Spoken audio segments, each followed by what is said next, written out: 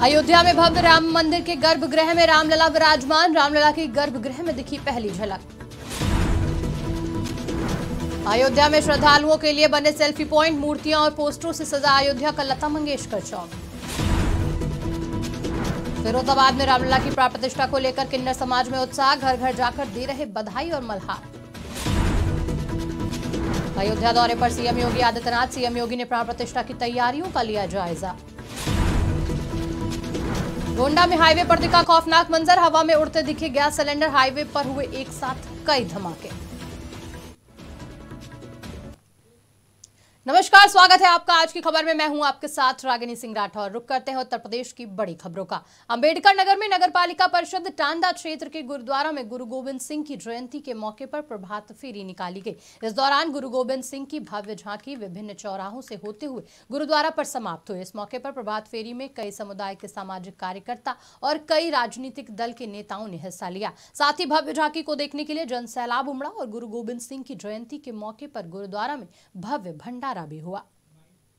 आज साहिब श्री गुरु गोविंद सिंह महाराज जी का पर्व है।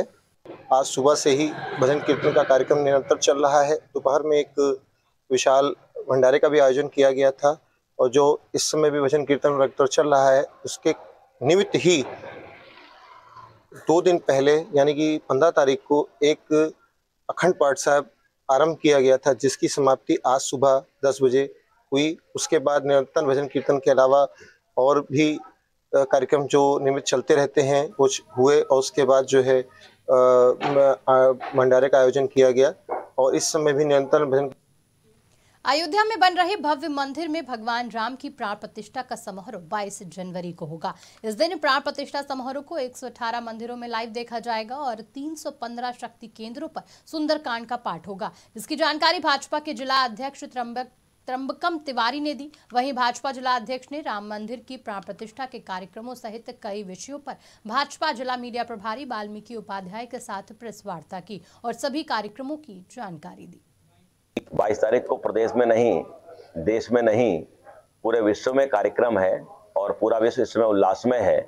अपने प्रभु राम गर्भगृह में उनका प्राण प्रतिष्ठा होने जा रही है। उसी क्रम में अयोध्या का अंग होने के नाते अंबेडकर नगर बहुत हर्षित है, उल्लासित है और हम लोग 118 मंदिरों में प्रधानमंत्री जी के उस प्राण प्रतिष्ठा कार्यक्रम का लाइव प्रसारण भी करेंगे और शेष 315 स्थानों पर पूरे जनपद में एक साथ सुंदरकांड का आयोजन कर रहे हैं। इसके अलावा समाज के सहयोग से, अन्य आनुषंगिक संगठनों के सहयोग से और भारतीय जनता पार्टी स्वयं भी इसमें पूरी तरीके से सहभागिता करके पूरे अंबेडकर नगर को राममय करने के लिए गांव, गली, गरियाले, चौराहे सजाने के लिए, दीप जलाने के लिए, झालर लगाने के लिए उत्साहित है। हमें लगता है कि 22 तारीख को बांदा में राम मंदिर प्राण प्रतिष्ठा और गणतंत्र दिवस को लेकर पुलिस उप महानिरीक्षक अजय कुमार सिंह ने चेकिंग अभियान चलाया, जहां मध्य प्रदेश और उत्तर प्रदेश की सीमा में चेकिंग अभियान चलाया गया। इस दौरान आने जाने वाले लोगों और वाहनों को चेक किया गया। सीमा में लगे चेक पोस्ट और बैरियर का निरीक्षण किया गया। वहीं इस दौरान चेकिंग अभियान में पुलिस उप महानिरीक्षक सहित पुलिस अधीक्षक अंकुर अग्रवाल और क्षेत्राधिकारी गवेंद्र पाल मौजूद रहे।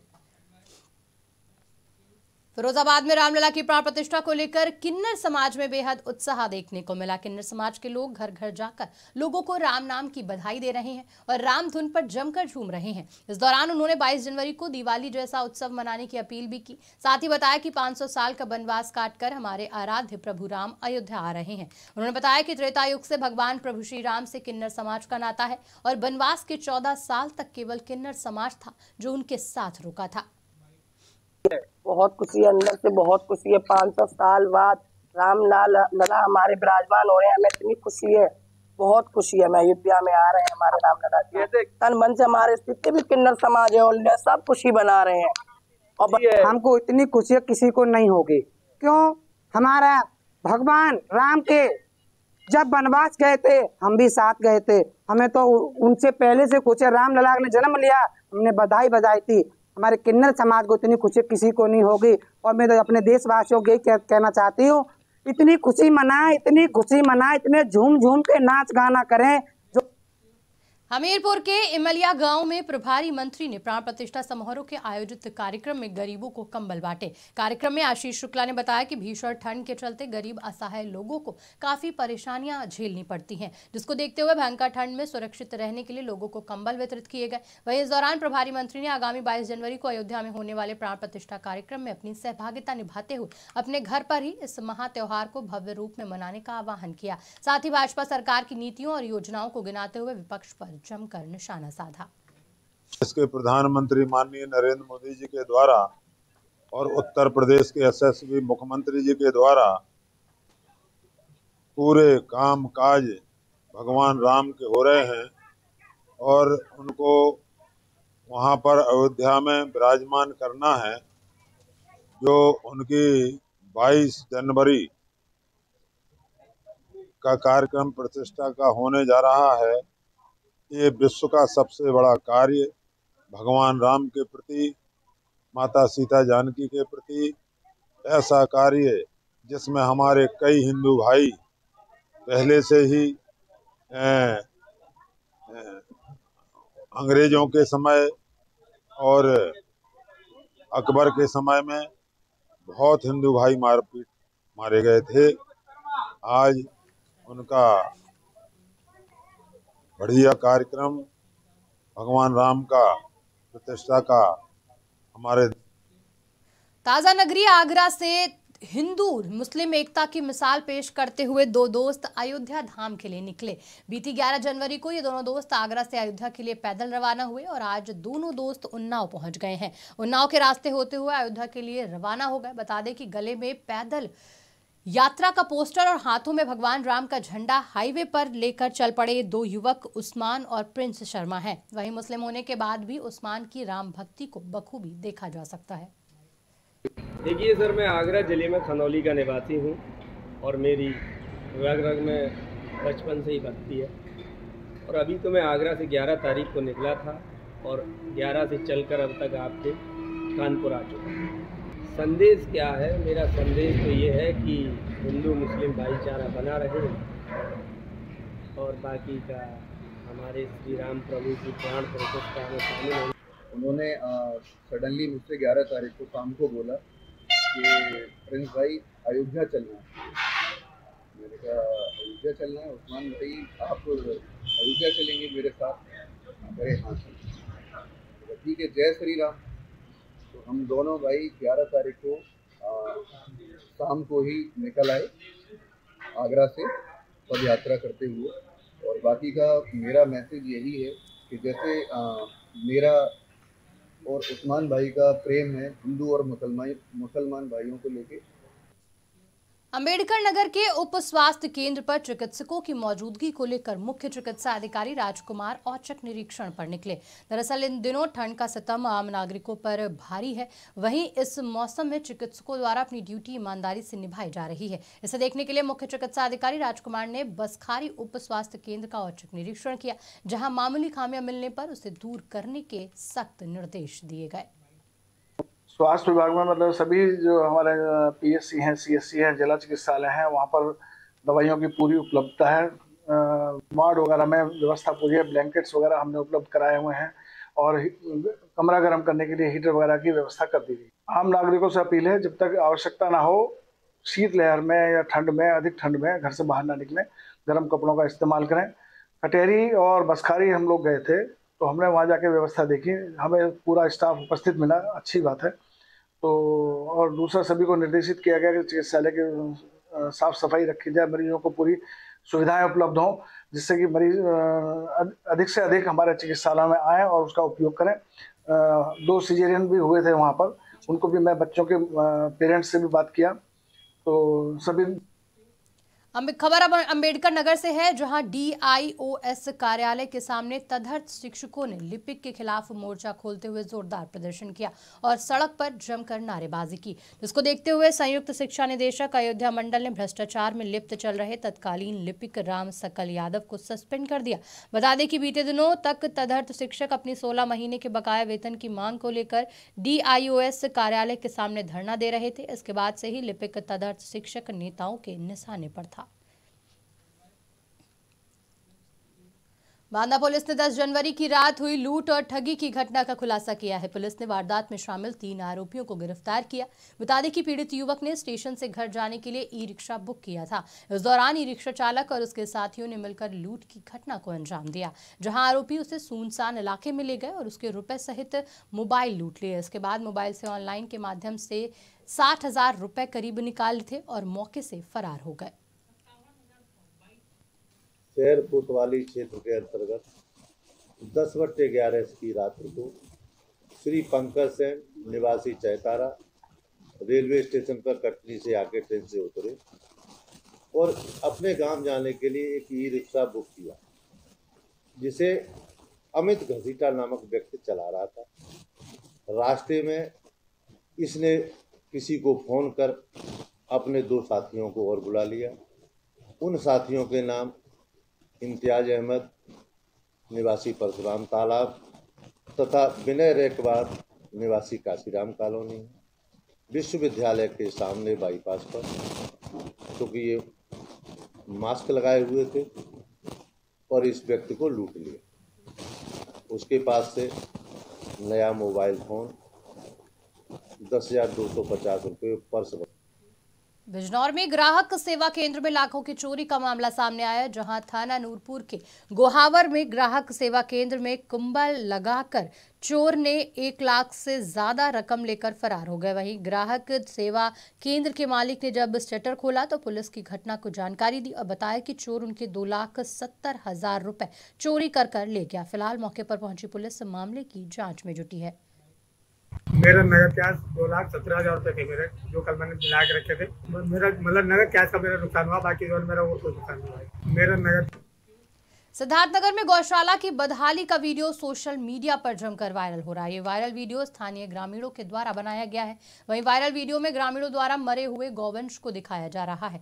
साथ ही बताया जा रहा है कि भूसा के अभाव के कारण ही गौवंशों की मौत हुई। वायरल वीडियो में युवक ने बताया कि प्रधान से गौशाला के बारे में पूछने पर बताया जाता है कि कोई भी अधिकारी पैसा नहीं देता। बता दें कि वायरल वीडियो लोटन ब्लॉक के पोखर भिटवा का बताया जा रहा है।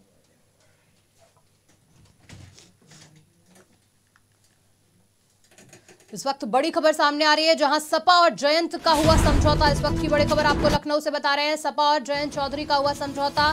सपा 7 सीटें देगी जयंत को। अखिलेश और जयंत की मुलाकात में बड़ा फैसला लिया गया। इस वक्त की बड़ी खबर आपको बता रहे हैं लखनऊ से, जहां लोकसभा चुनाव को लेकर सीटों का समझौता हुआ।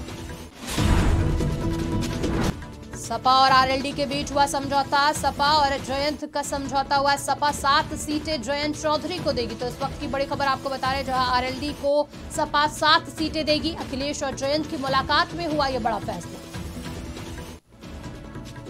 तो इस वक्त की बड़ी खबर आपको बता रहे हैं, जहां सपा और आरएलडी के बीच हुआ समझौता। सपा 7 सीटें आरएलडी को देगी। इस वक्त की बड़ी खबर आपको बता रहे हैं लखनऊ से, अखिलेश और जयंत की मुलाकात में यह अहम फैसला लिया गया।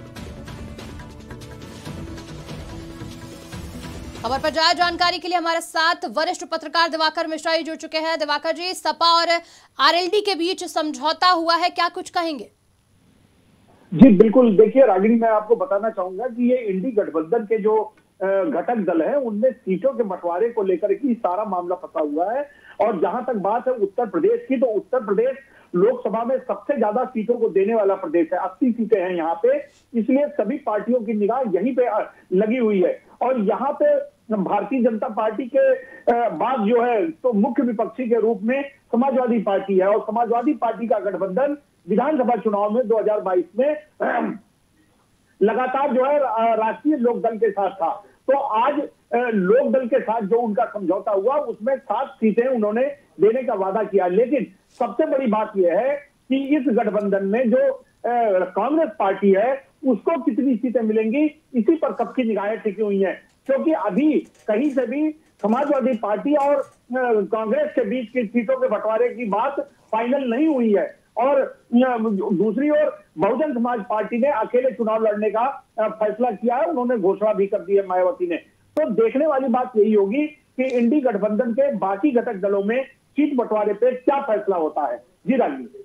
बिल्कुल दिवाकर जी, अगर बात करी जाए तो इंडी गठबंधन में लगातार सीट शेयरिंग को लेकर खींचतान मची हुई थी। वहीं इस बीच सपा और जयंत के बीच तो समझौता हो गया, लेकिन सवाल अभी भी यही है, जैसा कि आपने कहा, कि कांग्रेस को सपा कितनी सीट देगी, क्योंकि कहीं ना कहीं कांग्रेस अपनी बात पर अड़ी हुई है और सपा अपनी बात पर अड़ी हुई है। तो क्या लगता है कि समझौता हो पाएगा कांग्रेस और सपा के बीच?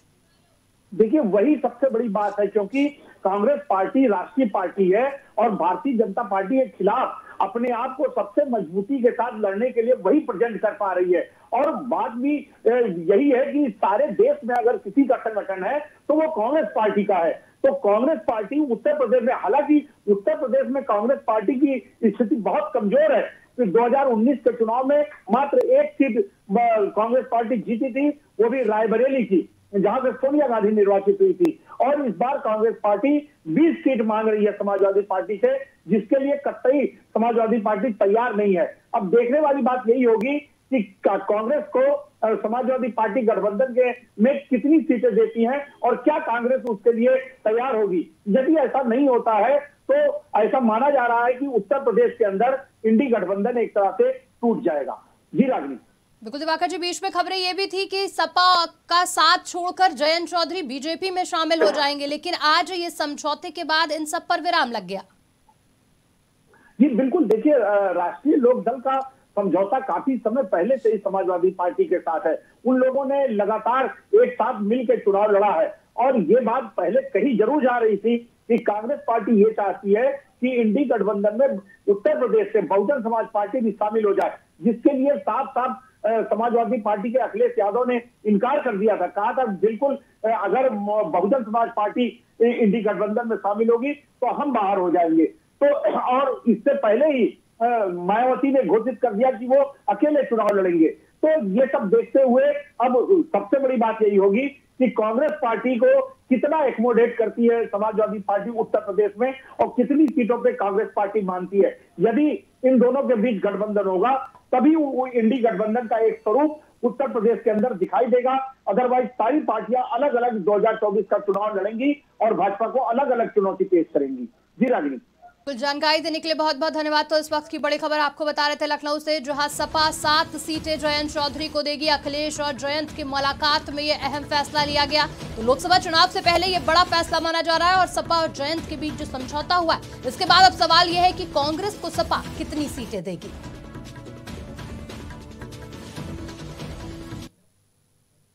फिलहाल उत्तर प्रदेश के बुलेटिन में इतना ही। देश दुनिया की तमाम खबरों के लिए देखते रहिए आज की खबर।